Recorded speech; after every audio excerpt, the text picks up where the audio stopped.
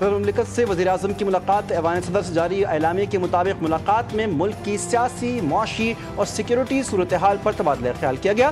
ملاقات میں ملک میں امن و امان کی صورتحال اور دہشت گردی کے خلاف اقدامات پر بھی بات چیت ہوئی۔ وزیراعظم نے معیشت کی بہتری کے لیے حکومتی اقدامات سے صدر مملکت کو آگاہ کیا۔ دونوں رہنماؤں کا ملکی استحکام، ترقی اور خوشحالی کے لیے مل کر کام کرنے کے عزم کا اعادہ۔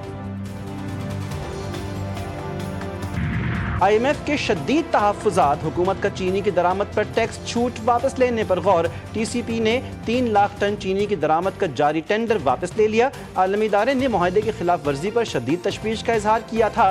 تمام حکومتی وضاحتیں مسترد۔ ایسے اقدامات سے $7 ارب قرض پروگرام متاثر ہونے کا خدشہ ہے۔ فیلڈ مارشل عاصم منیر سے انڈونیشیا کے وزیر دفاع کی ملاقات۔ ISPR کے مطابق ملاقات کے دوران دفاعی تعاون مضبوط بنانے پر تبادلہ خیال۔ فیلڈ مارشل نے خطے میں امن و استحکام کے لیے باہمی تعاون کی اہمیت کو اجاگر کیا۔ انڈونیشیا کے وزیر دفاع نے دہشت گردی کے خلاف جنگ میں پاک فوج کے کردار کو سراہا اور پاکستان کے ساتھ دفاعی تعاون بڑھانے کے عزم کا اعادہ کیا۔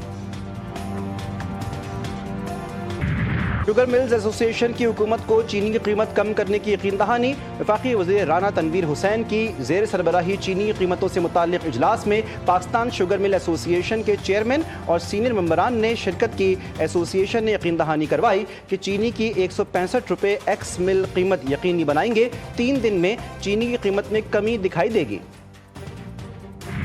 وزیر خزانہ کا عالمی ریٹنگ ایجنسی موڈیز کے ساتھ ورچوئل اجلاس۔ پاکستان کی معیشت میں بہتری، IMF پروگرام کی کامیابی، ٹیکس اصلاحات پر تفصیلی بریفنگ۔ عالمی ادارے کی جانب سے پاکستانی معیشت پر اعتماد کا اظہار۔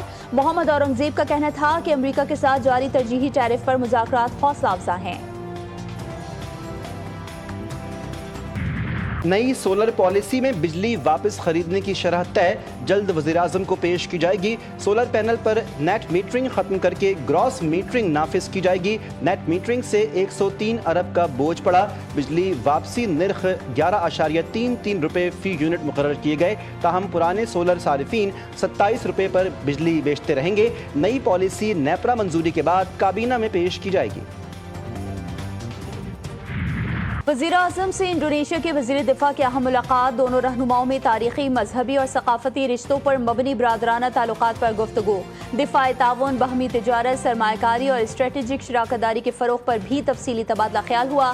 دو طرفہ دفاعی معاہدے کے جلد اور مؤثر نفاذ پر اتفاق۔ شہباز شریف کو انڈونیشیا کے ساتھ سرمایہ کاری بڑھانے کا عزم۔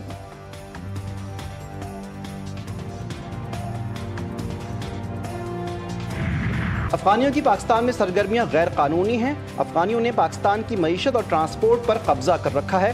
اب وقت آ گیا ہے کہ افغانیوں کو اپنے وطن واپس جانا چاہیے۔ وزیر دفاع خواجہ آصف نے افغان مہاجرین کے انخلاء کے حوالے سے اپنے بیان میں کہا، ایران نے گزشتہ 1 ماہ میں پاکستان کی نسبت 5 گنا زیادہ مہاجرین کو ڈیپورٹ کیا ہے۔ قانونی طور پر مقیم افغانیوں کی مہمان نوازی کرنی چاہیے، لیکن یہ یاد رکھنے کی ضرورت ہے کہ مہمان صرف 2-4 دن کے لیے ہی ہوتا ہے۔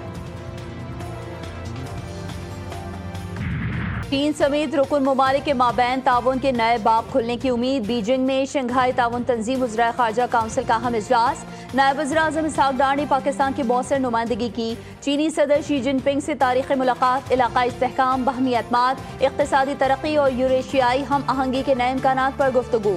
دفتر خارجہ کے مطابق چینی صدر نے وفود کا خیر مقدم کیا۔ شی جن پنگ نے کہا، SCO یوریشیا کے بڑے حصے کو جوڑتی ہے۔ وزیر خارجہ اسحاق ڈار کی قازقستان کے ہم منصب سے بھی ملاقات ہوئی۔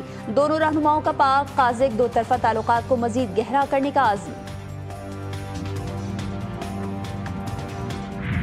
Strongly condemn the unjustified and illegitimate aggression by Israel against the Islamic Republic of Iran and the US strikes on its nuclear facilities.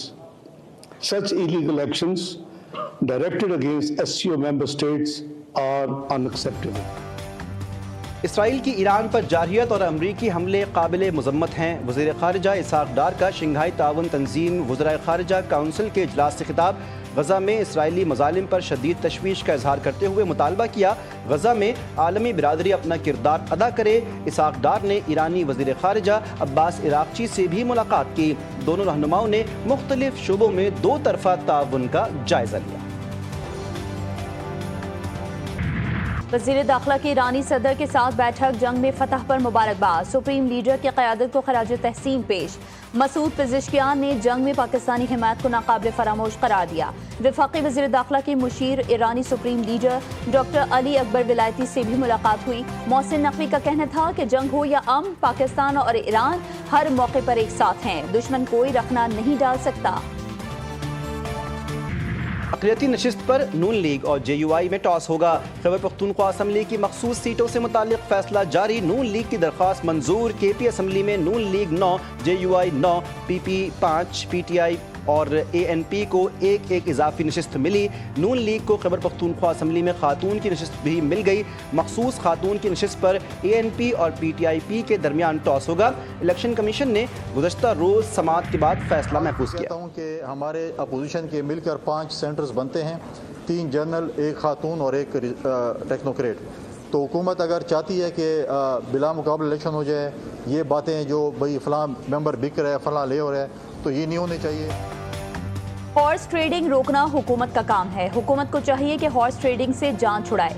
Governor Khyber Pakhtunkhwa Faisal करीम कुंडी की मीडिया से गुफ्तगू। कहा, मौलाना फजलुर रहमान और अमीर मुकाम से मुलाकातों में दोनों ने यकीन दहानी करवाई थी कि अपोजिशन जमातें इकट्ठी सेनेट इलेक्शन लड़ेंगी।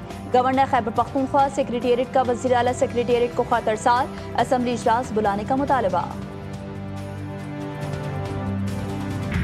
पाकिस्तान तहरीक इंसाफ को बड़ा झटका। इलेक्शन कमीशन ने जाली तालीमी असनाद और असासे छुपाने के इल्ज़ामात पर रुकन कौमी असम्बली जमशेद दस्ती को नाअहल करार दे दिया। दोनों दरख्वास्तें मंजूर। फैसला महफूज किए जाने के बाद सुनाया गया। जी के 90 दिन में आर एंड फार, उनका मतलब ये था कि जी एटलीस्ट 90 डेज़ में तो कोई आउटकम होना चाहिए। खान साहब की तहरीक शुरू हो चुकी है और खान साहब कह चुके हैं कि जी इसका पीक होगा 5 तारीख को, और 5 तारीख खान साहब के अरेस्ट के 2 साल पूरे हो जाएँ। पार्टी किसी और जमात की मर्जी या पसंद नापसंद पर नहीं चलती। हमें दिल बड़ा रख कर सियासत करनी चाहिए।